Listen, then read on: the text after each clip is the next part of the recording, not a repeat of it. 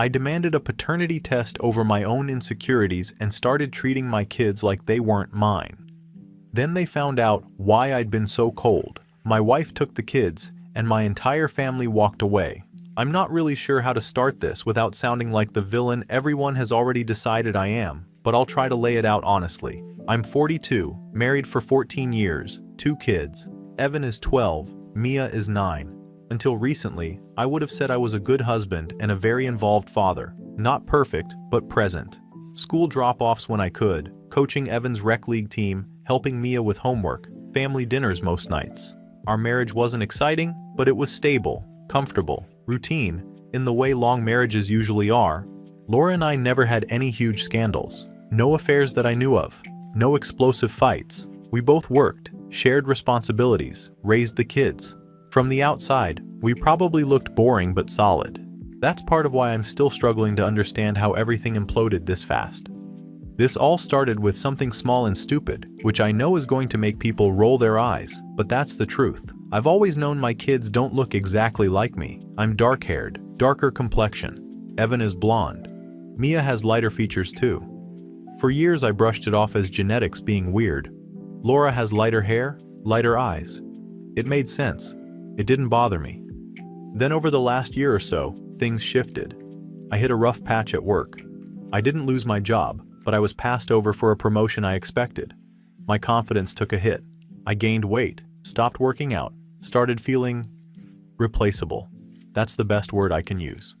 Around the same time, there were a couple of comments from coworkers that stuck with me more than they should have. Jokes about how Evan doesn't look anything like you, or your daughter must take after the mailman, said in that half-joking, half-cruel way people sometimes talk. I laughed it off, but it lodged itself in my head. I didn't suddenly believe Laura cheated. That's what everyone keeps accusing me of thinking, but it wasn't that simple. It was more like a low-level hum of doubt that wouldn't shut up, a constant background noise.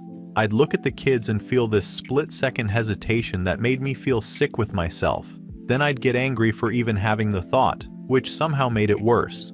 I didn't talk to Laura about it at first because I didn't want to accuse her of anything. I told myself I was being logical, not emotional. I thought if I could just get certainty, the thoughts would stop. I convinced myself it would actually protect our marriage. That's how I framed it in my head. When I finally brought it up, I thought I was being calm and rational. I didn't yell. I didn't accuse her of cheating outright. I said something like, "I've been dealing with some insecurity, and I think a paternity test would give me peace of mind."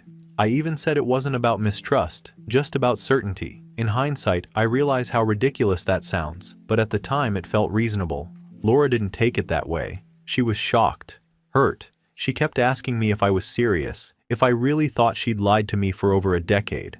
I told her I wasn't saying that, but she said that was exactly what I was saying. She cried. She got angry. She said the request itself was a betrayal. I remember feeling frustrated by her reaction, like she was making it bigger than it needed to be. I told her she was being defensive, which I now realize was pouring gasoline on a fire. She refused at first. Flat out said no. Said she wouldn't humiliate herself or our children to soothe my ego. That refusal is when things really started to unravel in my head. Instead of taking it as a boundary, I took it as confirmation that something was wrong. I told myself, if there was nothing to hide, why refuse? I know now that this was flawed logic, but at the time, it felt airtight. After that, I started pulling back, not intentionally to punish anyone, but because I didn't know how to act. Every interaction with the kids felt loaded. I was afraid of getting closer while this doubt was unresolved. I didn't want to keep building emotional bonds if they might be based on a lie. That's how I justified it to myself. Self-protection, caution. So I stopped doing some of the things I used to do without thinking. I didn't hug as much. I stopped volunteering at Evan's practices. I was shorter with Mia when she wanted to show me things. Not cruel, but colder, distant. I told myself it was temporary, that once this was settled, everything would go back to normal. The kids noticed, of course. Evan asked me outright one night why I was acting weird. Mia asked if she was in trouble. I dodged the questions, said I was stressed from work. Laura saw it too, and kept pushing me to explain what I was doing. She told me I was hurting them. I insisted it was temporary and that she was overreacting. Eventually, after weeks of tension, Laura agreed to the test, not because she thought I was right, but because she said she couldn't live in limbo anymore. She was clear that this would change things permanently between us, no matter the outcome. I didn't take that seriously enough. I thought once the results came back, she'd understand why I needed this. The waiting period was awful. The house felt dead. No one talked unless they had to. I slept on the couch more than once. I told myself that at least soon I'd have the truth. When the results came back, they showed exactly what everyone else already knew. Evan and Mia are mine. Biologically, no ambiguity, no surprises. Laura expected relief, an apology, some kind of emotional release. What I felt instead was embarrassment and a kind of hollow panic. The test didn't fix what I'd broken. If anything, it made it undeniable. I'd doubted my wife. I'd emotionally checked out on my kids. And now there was no external thing to blame it on. I didn't apologize the way I should have. I tried to explain myself instead. I said I was human, that people have doubts, that I'd been struggling. Laura told me that struggling doesn't give you permission to abandon your family emotionally. She said I'd already crossed a line long before the test results. I don't know exactly how the kids found out. Part of me thinks they overheard an argument. Part of me thinks Laura told them in an age-appropriate way. Either way, they figured it out. They knew why I'd been distant. They knew I'd questioned whether they were mine. The shift after that was immediate and brutal. Evan wouldn't look at me. Mia cried and asked Laura if Daddy was going to leave because she wasn't really his. That moment still plays in my head on a loop. Laura confronted me again, this time not angry, just exhausted. She said what I did was emotional abandonment, that I made our kids feel conditional. I pushed back. I said I never stopped loving them. I said love doesn't disappear because of doubt. She said love without trust isn't love to a child. A few days later, she packed bags and took the kids to stay with her sister.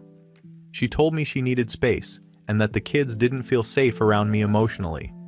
I was stunned. I honestly thought we'd argue, maybe go to counseling. I didn't think she'd take them and leave. Now I'm alone in the house, trying to understand how wanting certainty turned into this. I never accused Laura of cheating outright. I never stopped loving my kids. I didn't do this to hurt anyone.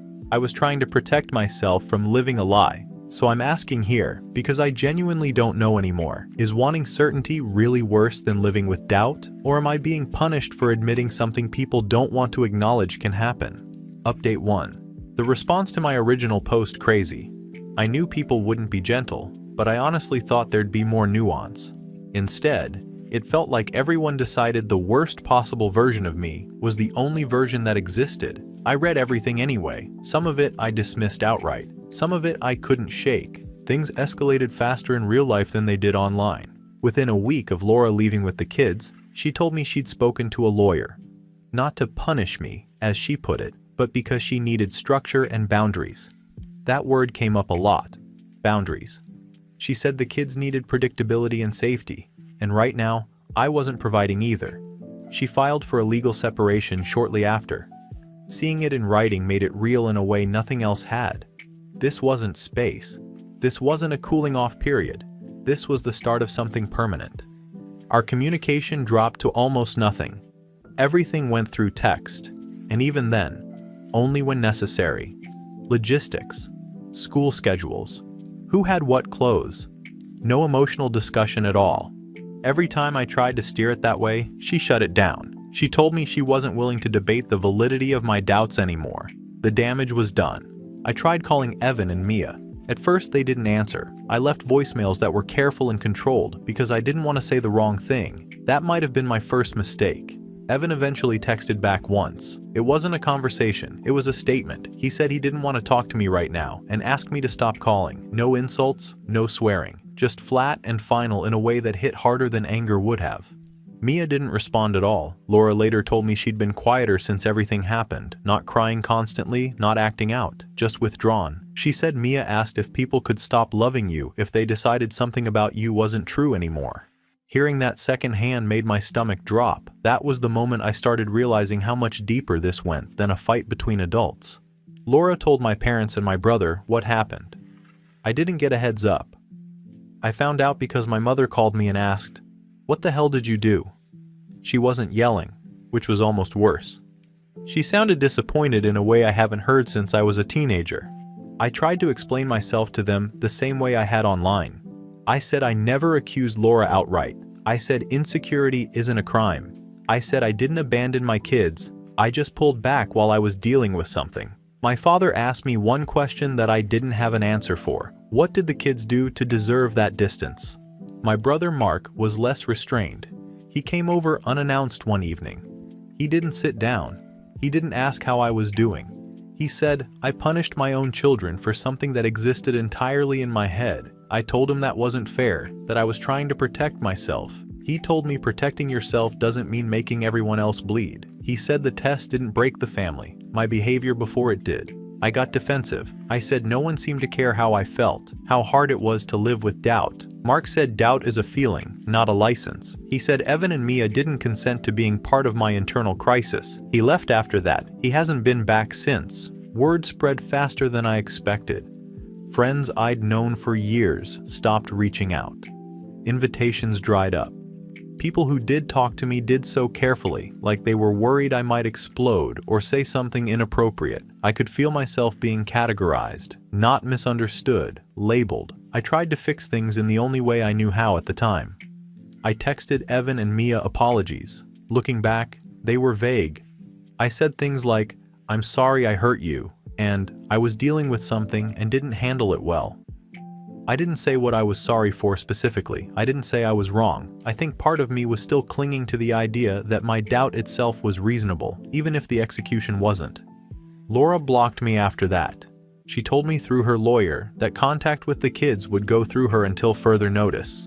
Seeing my words filtered and rejected like that forced me to confront something uncomfortable. My apologies were about relieving my guilt, not repairing their trust. I kept wanting someone to tell me this was fixable if I just explained myself correctly, that if I could articulate my feelings better, everyone would calm down. But the more I talked, the worse it seemed to get. Every attempt to justify myself made it clearer that I still didn't fully grasp what I'd done. The thing that keeps replaying in my head isn't the argument with Laura or the confrontation with my brother. It's Evan asking why I was acting weird and me brushing him off. It's Mia looking at me like she was trying to figure out if she'd done something wrong. I thought I was containing the problem. I was actually broadcasting it. I still don't think doubt itself makes someone evil. I don't think having insecure thoughts automatically makes you a monster. But I'm starting to understand that what matters isn't the thought, it's what you do with it. And I did the worst possible thing. I made it everyone else's problem. I believed doubt was something I was allowed to have privately, even if it leaked a little. I didn't realize I made my children pay for it in ways they'll probably remember long after I'm done explaining myself. Final update. This will be the last time I post about this. I can't argue anymore. The separation turned into a divorce faster than I expected. Once lawyers were involved, everything moved with a momentum of its own. There was no dramatic courtroom battle, no screaming matches, just paperwork, timelines, and decisions being made without my input in ways that made it clear how far my position had slipped. Laura wasn't trying to destroy me financially or emotionally. If anything, that made it worse. She was calm, methodical, and done. Custody was the part I kept telling myself would work out. I thought once things cooled down, once the test results were no longer the headline, the focus would return to the fact that I was their father. I underestimated how much the emotional damage mattered in those conversations. The phrase, best interest of the children, came up constantly, and for the first time, I realized how differently that could be interpreted when trust is gone. Right now, my contact with Evan and Mia is limited. It isn't no contact, but it's controlled, supervised at first, then slowly transitioning to short, structured visits if they're comfortable. That wording matters, if they're comfortable. Not if I'm ready, not if I've apologized enough. Their comfort is the metric, and I don't get to negotiate it. I didn't hear directly from them about their boundaries. I heard it through Laura, and later, through a court-appointed mediator. Evan doesn't want unsupervised time yet. He doesn't trust that I won't get weird again, which is how he apparently phrased it. Mia doesn't like being alone with me because she's scared I'll stop liking her again. That sentence sat in my chest like a weight. I still don't have a good response to it. I started therapy because it was recommended, then required, and finally unavoidable. At first, I treated it like a checklist item. Say the right things, show insight, demonstrate growth. That mindset lasted about 3 sessions. The therapist didn't argue with me the way my family did. She didn't shame me. She asked questions I couldn't deflect. She used terms I hated hearing. Emotional abandonment, conditional love, projection. I pushed back hard at first. I said I never stopped loving my kids, that my doubt was about biology, not them as people. She asked me to explain the difference to a 9-year-old. I couldn't. What finally cracked me wasn't being told I was wrong. It was being asked what message my behavior sent. Not what I intended, not what I rationalized, but what landed. I realized that regardless of what I believed internally, what my kids experienced was a father who pulled away when he wasn't sure they belonged to him. I taught them, without ever saying it out loud, that their security depended on my certainty. The test results didn't undo that. They couldn't. By the time the envelope arrived, the damage was already done. I thought certainty would bring relief. Instead, it exposed how ugly my behavior had been. I wasn't vindicated. I was embarrassed. And embarrassment isn't the same thing as remorse, which is another distinction I had to sit with.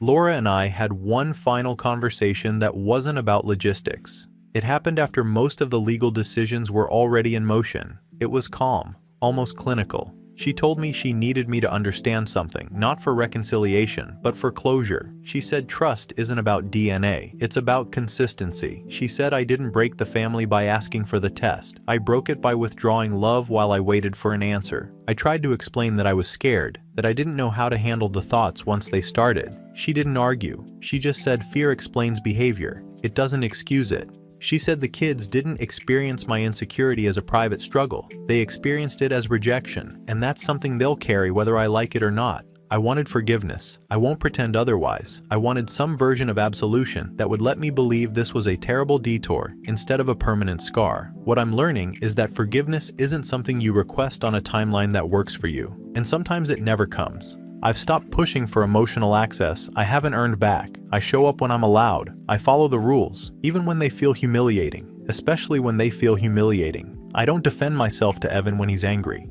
I don't correct Mia when she keeps her distance. I don't try to reframe the past to make it easier for me to live with. That doesn't mean I see myself as irredeemable. I still believe I'm more than the worst thing I've done, but I also believe now that the worst thing you do can define your relationships long after you've learned your lesson. Growth doesn't guarantee restoration. The hardest part is accepting that my kids may grow up with a version of me in their heads that I don't recognize or like. A father who hesitated. A father whose love felt conditional. That image exists because I created it, not because they misunderstood me. I used to think certainty was a moral good, that knowing the truth at any cost was better than living with doubt. What I didn't understand is that some truths aren't worth the collateral damage it takes to chase them. I asked for certainty and paid for it with intimacy, trust, and time I'll never get back. My insecurity didn't stay contained. It turned into distance, and that distance turned into cruelty, even if I never intended it that way. I didn't just seek reassurance. I made the people I loved most feel disposable while I waited to feel better. I don't know what my relationship with Evan and Mia will look like years from now. I hope it evolves into something warmer, something more natural, but hope isn't a plan, and it isn't a right. All I can do now is accept that doubt, when handled badly, doesn't just live inside you, it spills outward, and once it does, you don't get to decide who pays the price.